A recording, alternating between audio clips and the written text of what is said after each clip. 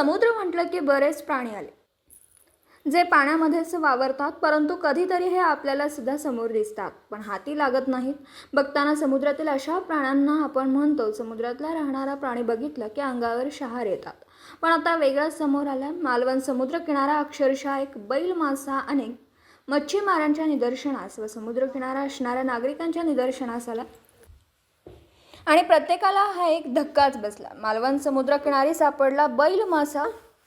सगळ्या शहरात चर्चा वाऱ्यासारखी पसरली आणि मग नागरिकांची मोठी गर्दी झाली.